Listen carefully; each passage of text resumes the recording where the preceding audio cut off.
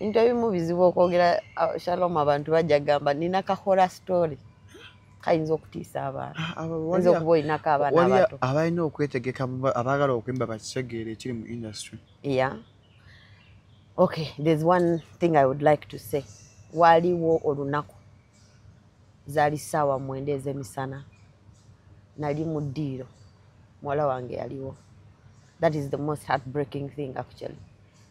Nengamba ekintu nekijja nekinkwata, but I didn't know what it was. Nengamba abaaliwo ne bagamba mufulumya omwana, because that is the day when nali nfudde, I swear. Kati nga buli wenzibiriza bwenti, I noticed there was a snake around me okuva wano paka nga wano wansi. Kati guli omusota nga gunsiba ne gunsiba. I was out of breath. Empewo yali enzigwamu. Ngambake nentuya na about 5 liters. That day nensaba esala ne mugamba Mukama, if you save me sisobola kuvaamu. I will tell abantu how good you are. Just save me. Don't. This is not the end of my life. Nenkola endagaano ne mugamba Mukama, if you save my life. Shalom njagala nkunyonnyole nti I had a Mercedes Benz wabweru. I had a Prado outside. I had an Audi car outside. Nenga n'engalo tesobola kuvuga motoka kwetwala mu ddwaliro bakola ki. Kyentegeeza, you're nothing without God. Because waliwo ebintu nga sente size ezibitereeza. Nga Katonda yakuyamba n'akutereeza. Nana Herbal Mouthwash ly'eddagala ettuufu ye nnakakasa mu kujjanjaba endwadde z'amannyo. Amannyo gakuluma bw'ossaayo ekyokya oba ekinnyogo gagasanyalala bw'osenya ovaamu olusaayisaayi oba ogayiza ludda lumu. Senyesa Nana naye weegendereza abafere tebakuguza kappa mu kkutiya. Musange mu famasi zonna. Nana yakakasibwa National Drug Authority. Kinyuma nnyo ennaku zino nkuvaako wooli n'ogenda ebweru n'okyusa ku bulamu. Kati wulira ekipya tuleese Friends Road Trip tu Zanzibar. Tutambula mu kikoosi okuva wano ne tugenda e Zanzibar mu baasi okuva nga 12 okutuusa 19 Julayi ennaku 8. Twolwo lwe tusimbula e Kampala tujja kuba n'akasiki e Kampala. Ate bwe tutuuka e Dar es Salaam tuwumulemu lumu. Olwo ne tukola White Party nga tuli ku boat cruise. Olwo ne tukkirira e Zanzibar. Singo $2.5 ate kapo $2.2 okutambula okusula ebyokulya byonna biri ku ssente z'osasula. Olwo tuli Zanzibar n'olaba Stone City Zanzibar, Nakupenda Island, Prison Island, okuwuga mu Liyanja Indian Ocean, osula mu hoteli gye weetaaga. Ebintu byakutakala kulya ku ssente. Bookinga kati tukomanga 10 June okuwandiisa abantu noti 78842592 oba WhatsApp noti 783145 oba jangu ku ofisi zaffe wano ku Namirembe bus terminal ku Bitaara. Okulya ssente si kulya mwana, tewali kye tulijja mu nsi muno, mujje tulye ku ssente zaffe. Tambula mu Friends Road Trip ogenda olye ku bulamu e Zanzibar. Abantu bangi bo balowooza mu ddagala lyaffe ery'obutonde okuva edda abantu bakozesanga nkola ya kizaala ggumba. Mu India omuti guno gukozesebwa nnyo nga enkola eya family planning. Ate era naffe ku Biva Organic bangi batera okutubuuza temirayo nakyo family planning. Ku Biva Organic tugukozesa, omuntu tujja ne tumulagirira bulungi bw'asobola okugukozesa. Ate enkozesa yagwo nnyangu oil ono ayamba nnyo okukola ng'enkola ey'ekizaala ggumba ate nga yeesigika omuntu etajja kuleeta side effect. Era gwe omukyala ayina mugamba nkozeseza enkola endala ate ne zintiisa ni muti ono mulungi nnyo okukola nga birth control method ate eri reliable kubanga properties ze tezina bwe za affectinga reproductive system. Ate mbuofu n'ebizimba ate ozibikira enseke ate akuyamba n'okukelenzinga oyagala okuddiramu okuconceivinga tekikutwalira na budde kuba kikola boss ku basajja n'abakyala okusobola okukola nga spermicide. Kati gwe munaffe abadde yeteekateeka babadde ayagala okuba n'enkola yonna munnakyo therapies osobola okukozesa ebintu. Sorange Women Syrup eddagala erikakkanya obulumi mu nsonga z'abakyala oba ziyite cramps. Lisange mu pharmacies, drug shops oba supermarkets. Lino lyakakasibwa National Drug Authority. Abaami Mbanjulira Jojo's Man of Class, edduuka ly'abaami eriz'okuyimusa endabikayo n'omutindo. Tutunda n'okusuubuza amasaati, t-shirt, engatto, empale za buli kika, tulina jeans, sweatpants, n'eza gento, emisipi, amataayi na buli kimu omusajja ow'omulembe kye yeetaaga. Tusangibwa ku Kisaasi Kyanja Road, opposite ne Rochester Hotel. Gwatwetaaze, tukubireko ku noti 7.5, 5 mukaaga mwenda, 5 mwenda, noti 7 noti 5, 5 mukaaga mwenda, 5 mwenda. Jojo's Men of Class. Come claim your style. Welcome to Shalom 256. It's happening we tugamba. Kaswe chigamba is happening omanya oli ku Shalom 256. Bwatanda ku subscribinga, you subscribe. Please you do so. Look and you get luzon cause I'm hosting an American. I'm hosting a foreigner. I'm hosting someone who spends most of our time outside the country, that's US. So please, welcome to Shalom 256. It's happening. That's what we say. The moment you hear it's happening, you know you're on Shalom 256. Those who have not subscribed, please do so. And those who have subscribed, please turn on the notification bell so that you get our every upload which you put. Luzungu. Kabisa. Ndi muluzunga. Mpulidde. Nokogera.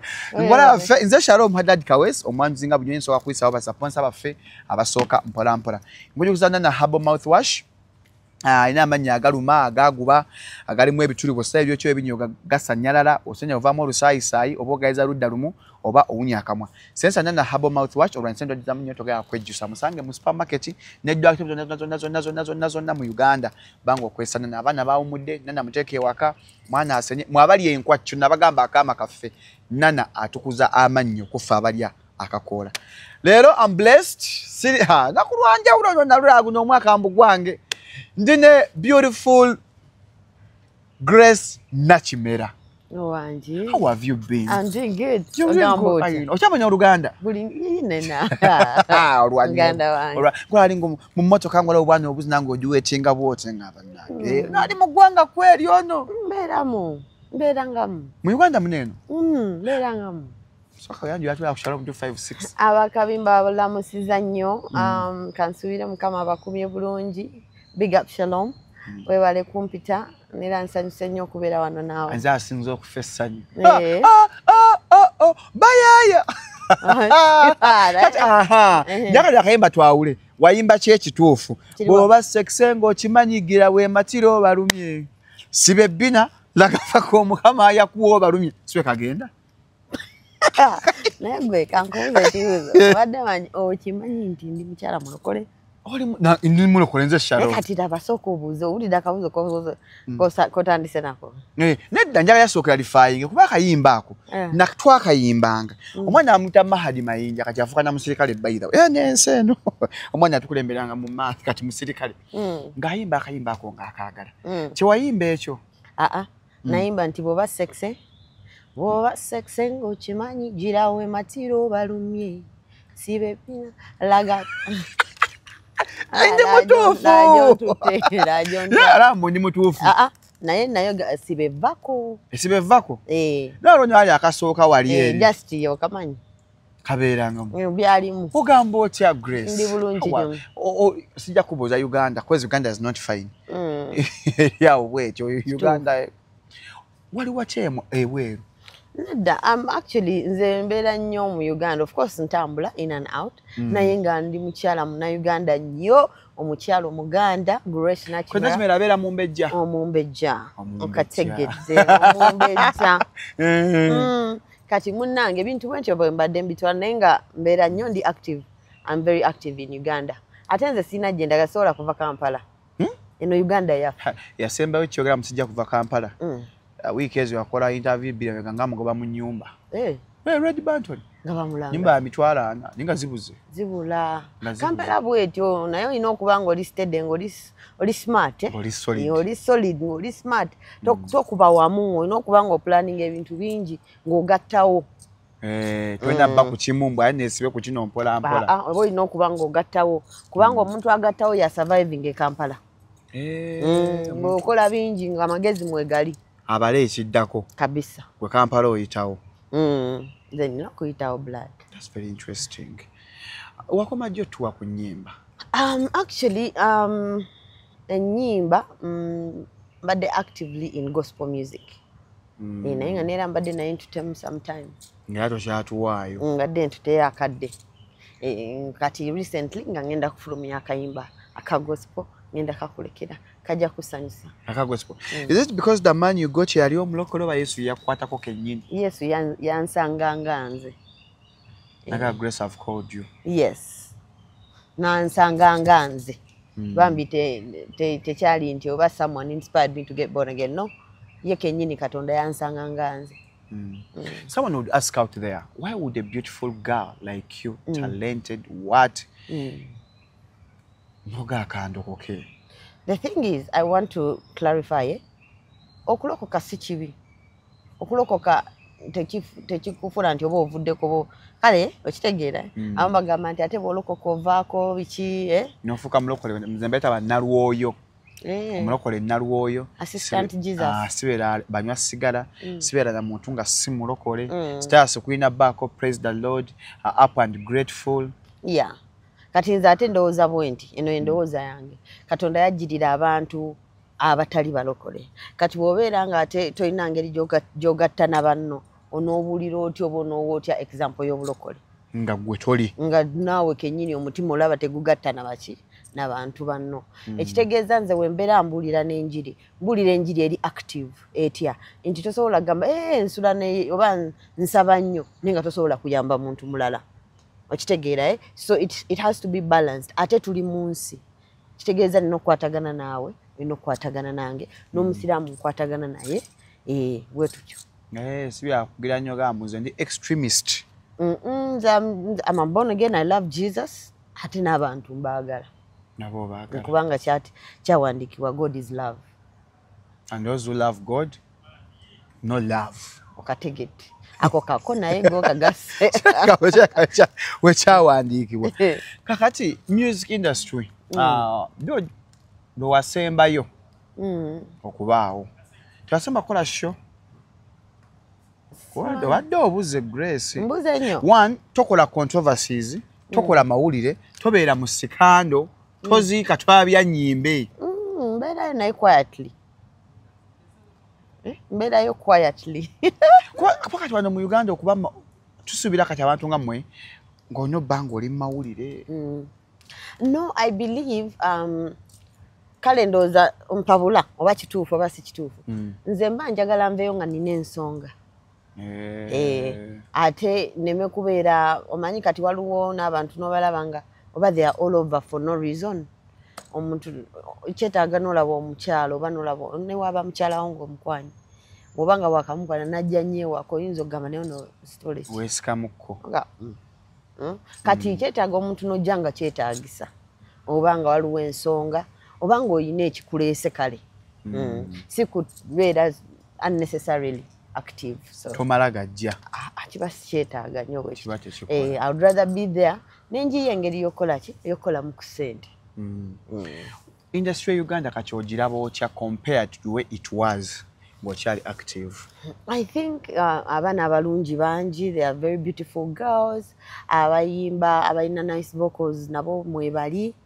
It's just that twetaaga okuddamu okurevising a music. Tutya? Sinti nefuula nti ndikafulu nnyo neera sirina gwe nnyingirira, but I'm just saying that music or one message, music in stories, music that is heartfelt. Like there's one song that I really love. I'm going to just go back to one of my songs. Olimba baluyita nkwagala kufa. Naye ate nze nkwagala kufa. Yeah, it was. Naye ate no, like music like that is deep. Ng'oluwulira n'owulira n'oga wow. Like mulimu lyrics z'owulira n'ogamba nti omuntu wano yali I like Kawonawo as well. Jendi Kawonawo, goli Kawonawo. Tozekiza teba, Sawa mwendi. Classroom. Akubana kuba pandemic nannemerera. Mani nayimbako mu COVID yawo. Andi ku campus awo tuition muwaddeyo. Ne producers good myangamba okyasoma konze ye. Genda omale ebisomo. Wali vocalist. Awali mukubi waraga. Nakuba raga ekigo inafutuka nga bampita Puff Adder. Na mfutuka raga reggae. Ona. Enyimba ezo we wayimbira waliwo competition ya from the band. And very few people you were one of the new breeds. Yeah. Ezali unique by that time. Because by the time walingawo bantu bayimbanga music wa band. Yeah. Ye yalingawo. How did you penetrate the market? Share eyabayimbi ba band.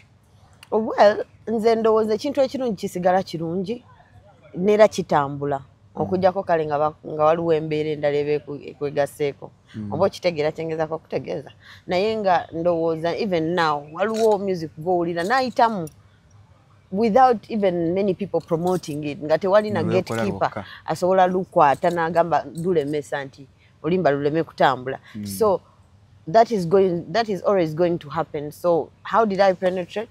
By just saying kwogera bintu bituufu kuyimba music aliyo na performance yali ennungi. Yes. Bampala wulira akagoma. People miss your energetic performances on stage. Yeah. Yes. Were you using drugs? Drugs, no. I used to drink though. Yes. Wakwatanga modu kamodu. Nali nkaita kamodu. Kamodu. Nga kampa modu. Kategede. Nga nyingiramu nenkwata kamodu awo nengiragiramu awo. Ne kati mukama mulungi. I've not been drinking for many years. Waruvirako dda olucupa? Nawumuza ecupa. Kyebaliza Katonda. Tetukyalwana. Tuvaako omwezi guno emyezi ebiri oba omalako omwaka onyagamba Happy New Year nakusimba Heineken. Kigwa leero. Kankwebuzeeko. Mirundi mingi.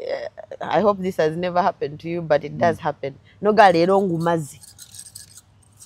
N'okulala n'endayira. Nga mukama siddamu kunywa mwenge. There are time even I like God senga nziramu nenywa nkola kino. Egwe sitaani alina amaanyi. Bannange temuzanyisa sitaani.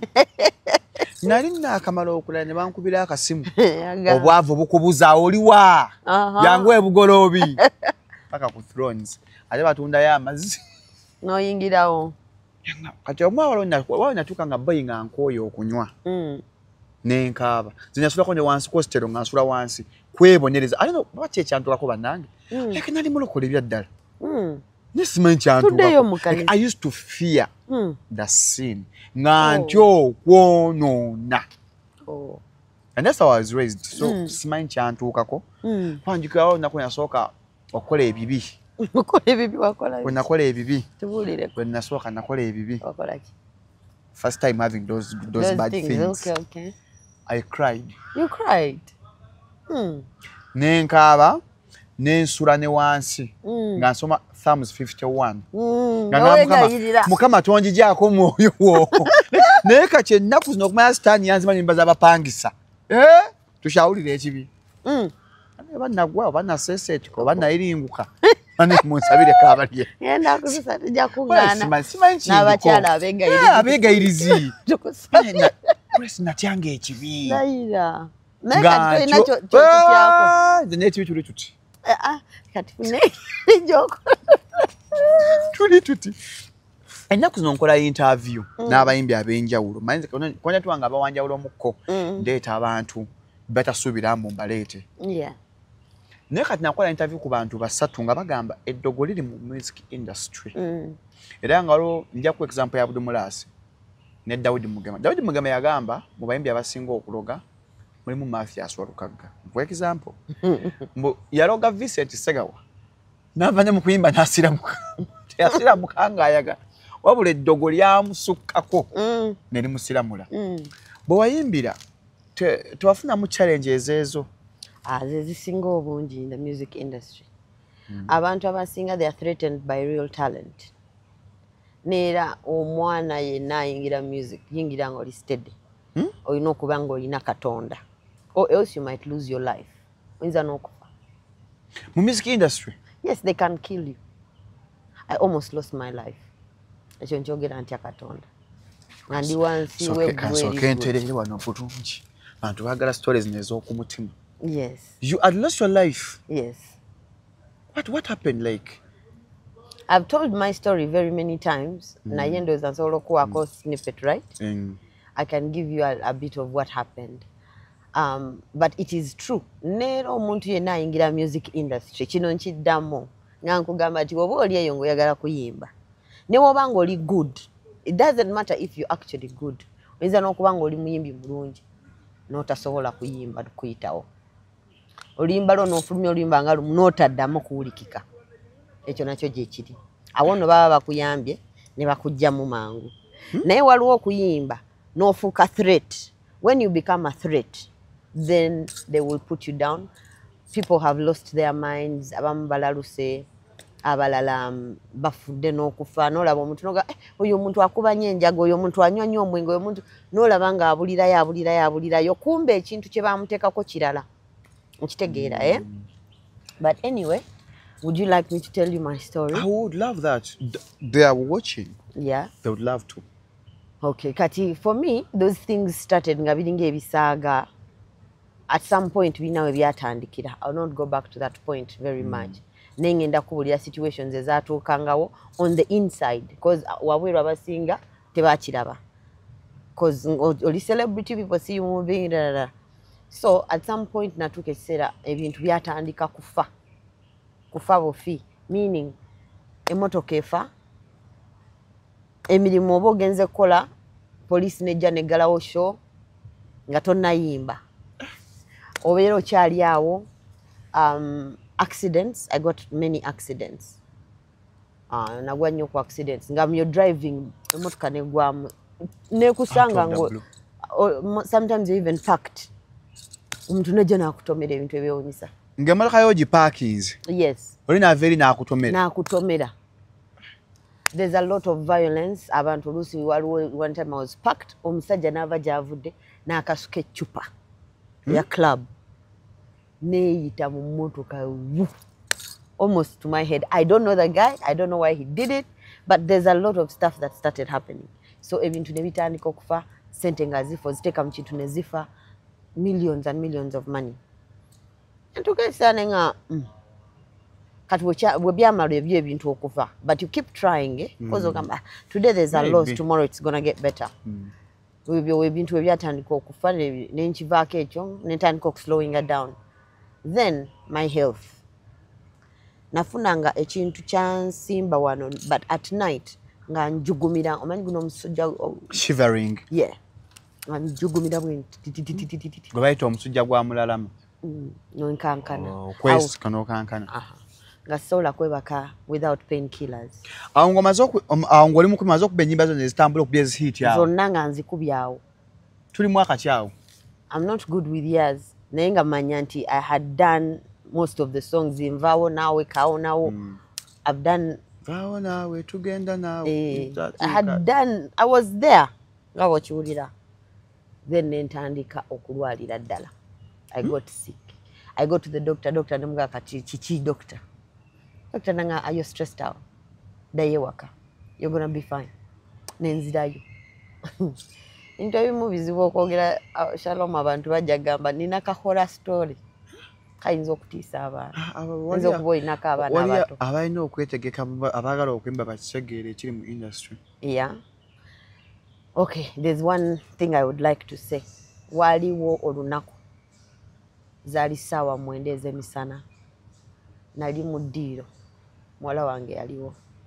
That is the most heartbreaking thing actually. Nengamba ekintu ne kijja ne kinkwata, but I didn't know what it was. Nengamba abaaliwo ne bagamba mufulumye omwana. Because that is the day when nali nfudde, I swear. Kati nga buli wenzibiriza bwenti, I noticed there was a snake around me okuva wano paka nga wano wansi. Kati guli omusota nga gunsiba. Ne gunsiba. I was out of breath. Empewo yali enzigwamu. Nga mbake. Nentuya na about 5 liters. that day nensaba essala ne mugamba Mukama, if you save me sisobola kuvaamu. I will tell abantu how good you are. Just save me. Don't. This is not the end of my life. Nenkola endagaano ne mugamba Mukama, if you save my life. Shalom njagala nkunyonnyole nti I had a Mercedes Benz wabweru. I had a Prado outside. I had an Audi car outside. N'engalo tesobola kuvuga motoka kwetwala mu ddwaliro bakola ki. Kyentegeeza, you're nothing without God. Because waliwo ebintu nga sente size ezibitereeza nga Katonda yakuyamba n'akutereeza. Omusota guli nagulaba nga gunsiba. The more gwansibanga nentandika okuyita erinnya Yesu. Ng'oyita Yesu. Nga Yesu nyamba. Save me. Help me. Today, please help me. Ekintu kiri nga ne woyita mama nyamba. Tewawulira. Teri kivaawo. Owulira ofa. Noyita doctors. They don't know what's going on.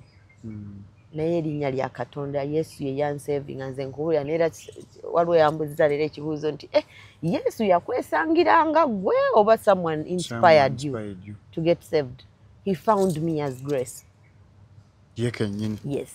Kati munnange bwe nayita Yesu ekintu ekyo ne kinta. Omusota. Gwali musota. Ate gwali mu form ya timber. Gwali gwa brown and a little bit of cream. Ngujjukira. In my eyes. Then I stood up. I felt nga mpulira enjegere ku mikono ne ku bigere. Nga nziwulira in my ears. Enjegere ng'oziwulira ku mikono? Yes. Ne ku bigere? Yes. Bw'oba oyingira music mingire ng'oli steady. Era ng'olina Katonda. You might die. Neera abaana abamu be mulaba nga bakozesa drugs. Waliwo ebintu bye babakola okutuukawo we bali. They are not on their own. Mukanyagamba naye ng'anywa nnyo enjaga kumbe tali yekka. Nolaba abamu nga bavuddeko. Kati that was the beginning of a journey gye nayitamu okumala emyaka nga3. Nga leero kino enkya kiri ekino kiri. Waliwo ebinyonyi nga bijja outside my house. Ebinyonyi nga bijja outside my house and the windows nebikola. Speaking of ebinyonyi, waliwo story gye nawulira. Ajja tuwafaali eyo kyanja. Omuwala yajja nga atunyumiza nga tutuula n'omuwala wano ng'alaba ebinyonyi ebiddugavu. Ng'abiraba. Yes, babiraba mutandiseeko. Ebinyonyi byajjanga ku ddirisa lyo. Yes. On your house. Yes. Nga bwengenda mu ddiiro nga kijja ku ddinisa ly'omu ddiiro. Ogenda mu bathroom nga kigenda ku bathroom. Abalala baakirabanga oba nga gweka akiraba? Nga buli omu abiraba. Ebyo byo buli omu yali abiraba. Ebyo byo buli omu abiraba. Kati kyengezaako okugamba bino biwanvu nnyo. Naye nze kyemmanyi nti ndi muwanguzi era ngenda kukola ekyo kye nnina okukola. Era buli yakikola n'asima ekinnya ekyo. Sigenda kimalayo nawe omulokola aba amala ategera answer. Eyo gyemba eringa Saala nti eyasima ekinnya. Waliwo answer bajja gikuddamu. Naye nga Mukama mulungi era wakisa naye nga Katonda kye yasooka okuŋŋamba okola yangamba sonyiwa abantu abo era obasabire bulungi. Naye nga okubamanya bo mbamanyi. Ne mbasonyiwa ne mbasabira paka wano wendi. Now that's the difference between me and you. I have a challenge. I don't forgive. You have to. Because you know why? Why? Grace, people hurt us. People do things knowingly. Yes. They are hurting us, but they know you'll forgive them. Olina kukola ekintu ng'agenderedde. Tewali akola kintu bwe kityo nga tamanyi kyakola. Baba bamanyi. You go to know people abaali bakuloga. N'obasonyiwa. Yes. Grace, omutima ogwagujjawa. Lwaki osonyiwa omuntu? I mean, yes, I had to. It is fine. I don't carry. Obazwa did you Mukama abakulaga wagenda mu church wanoonya Mukama nga gwe oba weetambulirako? Waliwo omufere gwe yali agala yajja nangamba nsobola okukolako nsobola okuwonya manyi sente ze yansaba nasaba miliyoni aga miliyoni 2 akutereza antereza naye yali agalagula mmotoka oyo yali agalawo kapulima ka super pulima katambuliremu oyo yajja nemuga teziriiwo ezo nemuga naye oyo n'agenda naye ng'ate nze kyemmanyi mpozi buli muntu atambula ng'otandise okufuna ebizibu ogenda n'ebizibu 100 ojja kuvaayo na mutwalo ogenda na 10 ovaayo na mutwalo naye bw'ogenda mu ssabo ojja kuvaayo n'omutwalo gw'ebizibu leeta amagi leeta olubugo n'aba amata ovaayo n'ebirala 105 ebintu isanza agenda ku musawo nga nabiteeke yeekoonyi nga biteeke eganya akagikola emirundi 2 mbuzaayo omulundi ogwo nga kasitangi gwamba mpedde omusawo n'antuma Jameson anyweko ne ice cubes yali akatute speed yalo makutwala musawo ali awo mityana nsiba mwogera yakutwala speed oyo yakutwala speed kati ebyo byonna byatuukangawo all those things ng'okya performinga ku stage ngoya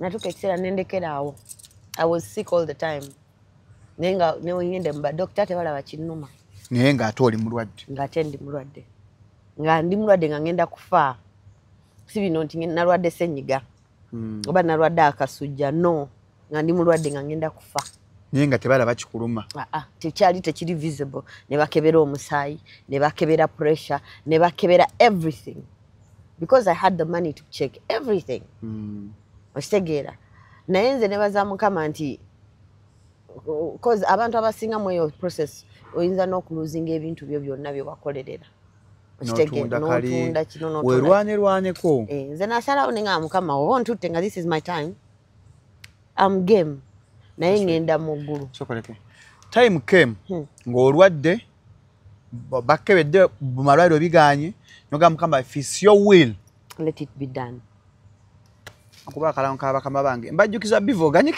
Natural Health Products basangibwawo Mengo opposite Masenge bajjanjabisa butonde Dr. Kisenju bagamba emmere ddagala genda akujjanjabe munnange obenga ate oterera kwa ku 0752602427 abasajja ka wake up call we kalika mwatambula bulungi genda magenya gala ka wake up call Dr. Senjobe ajjaka kuwa how do you rate Uganda's current music compared to some 10 years back?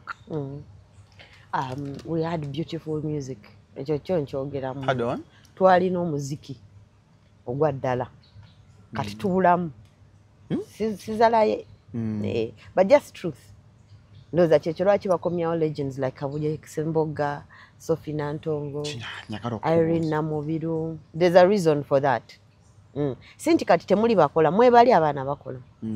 Naye nga guli gwali muziki gwa ddala.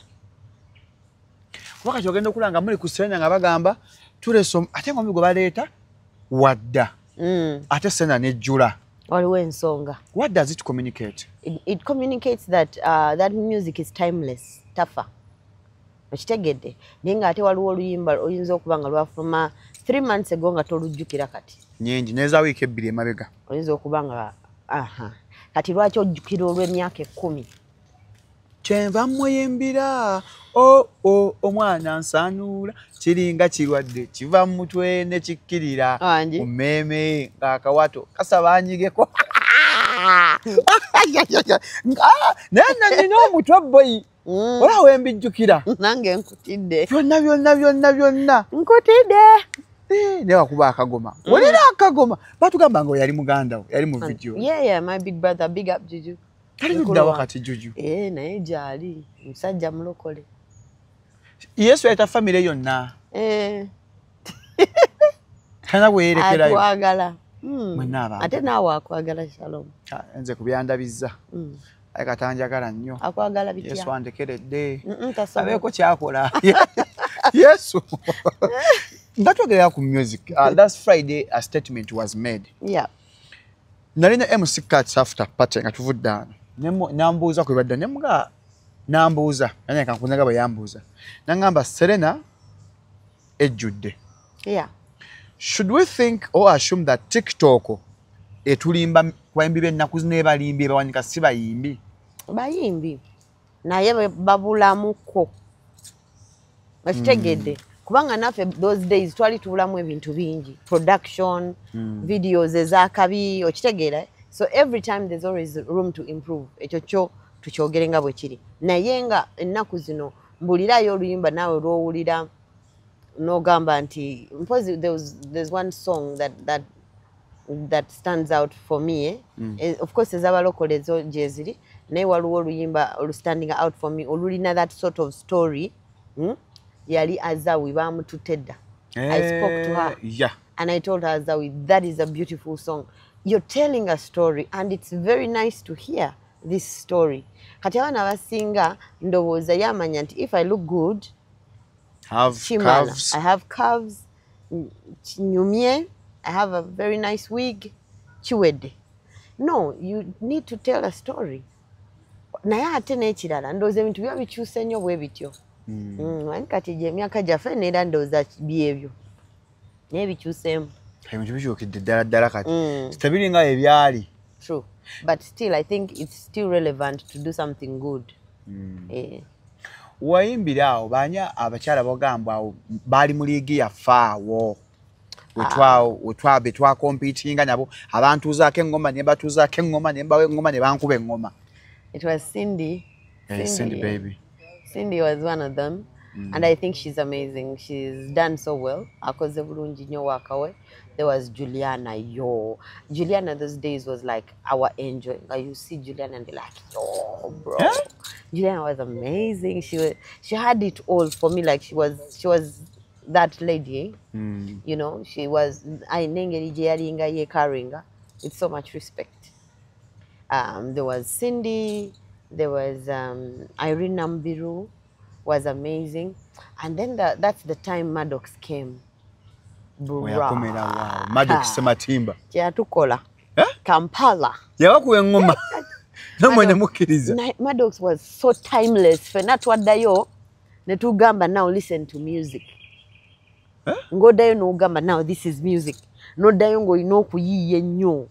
ng'owulidde Maddox Sematimba ng'ayimba nze ndi muzannyo ng'ate alinako that international touch music paka kati that yes and then also kale this was a bit older Kabuye Semboga for me was amazing lwaki ng'owulira ebintu byayimba and his voice the way he sang those days nisanyi mwenyewe embe n'omutima lyaguba kati omulima so kale nga mulimu abantu nga wayimbira mu ziriigi ennene nga wali mu kaseera akazibu walina kubanga olina talent kituufu then there was radio whoa radio yaze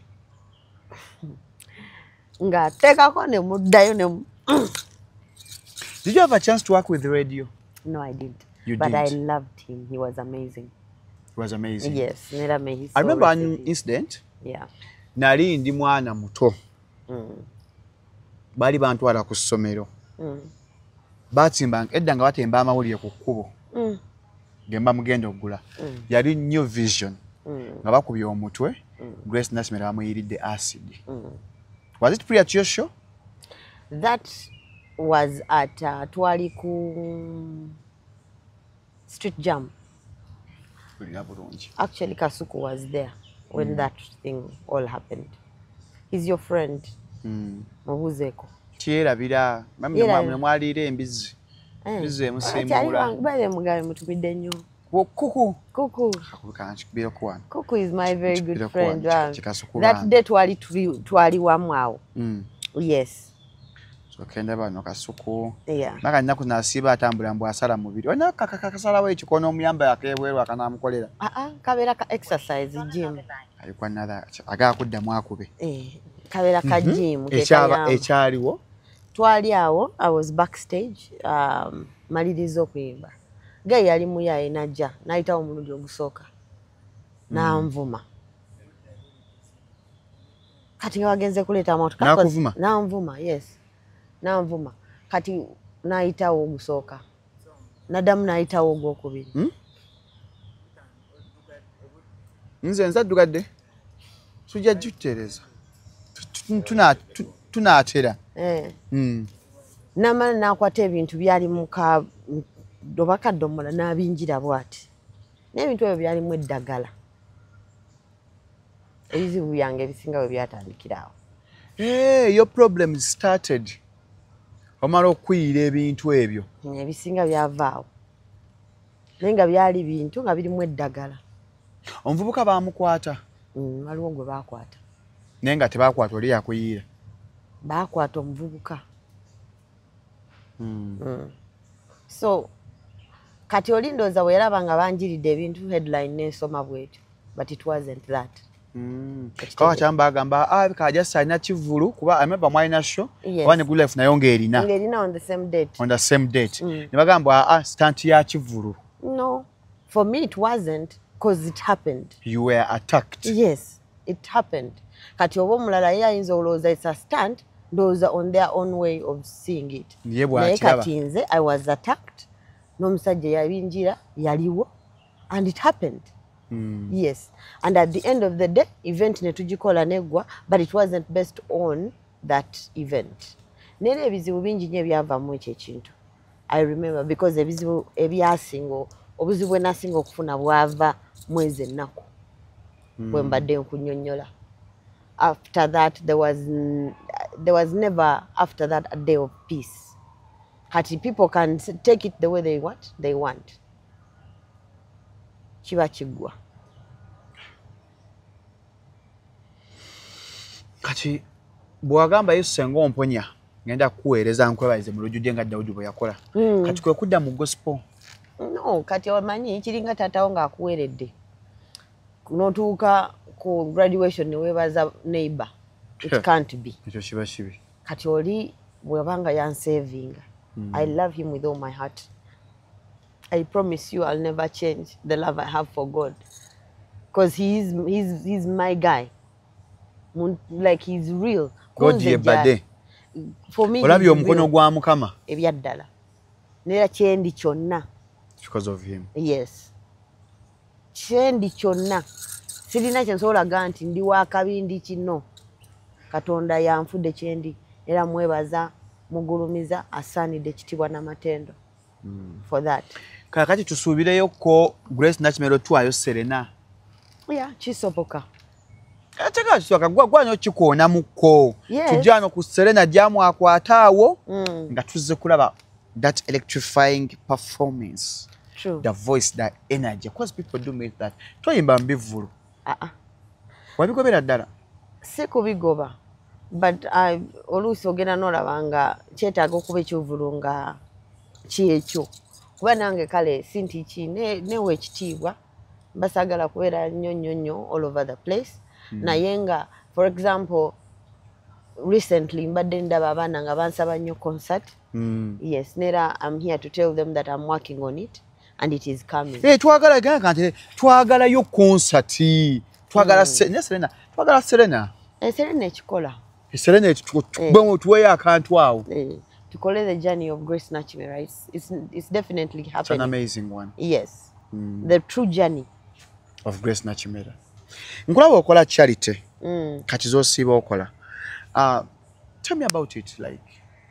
Gwazi funding gwafuna sente mu bazungu gyobeereyo.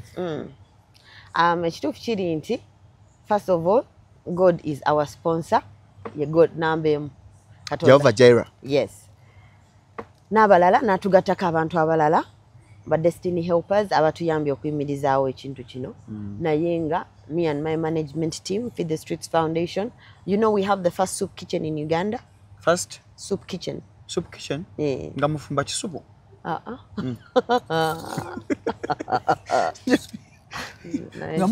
Nga mufumba ki? Nice shalom. Debbie, do you know soup chicken?